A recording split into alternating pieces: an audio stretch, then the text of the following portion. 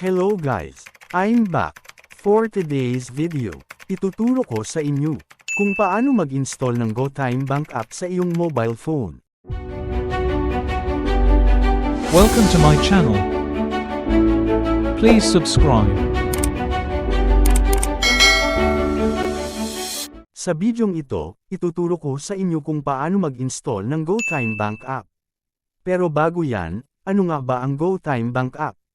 The GoTime Bank app is a digital banking platform in the Philippines offering an easy-to-open account with a linked Visa debit card, allowing users to manage money, pay bills, buy load, and earn Go Rewards points on transactions, with a focus on phygital banking combining digital convenience with physical support through kiosks and 24/7 customer service.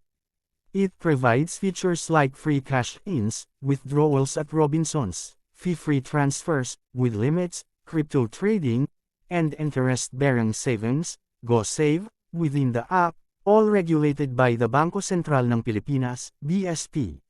Sa pag-install, pwedeng-pwede mong ma-download ang app na ito, sa Google Play Store, or sa App Store kung Apple ang gadgets mo. Mabilis lang naman. Let's do this. Una ay click mo lang ang iyong Play Store or App Store. Sa search bar, type mo ang GoTime Bank.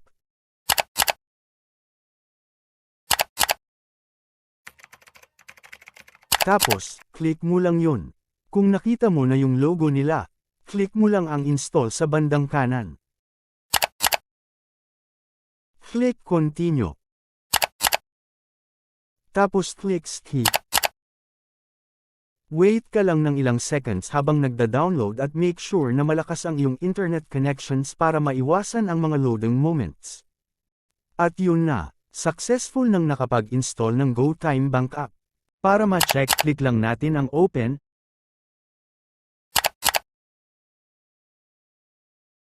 Then click Allow. And finally may app na ako. That's it for now. Sana ay may na-share ako. Salamat. Please subscribe for more. Kaya naman hanggang dito na lang. Hanggang sa muli. Bye-bye.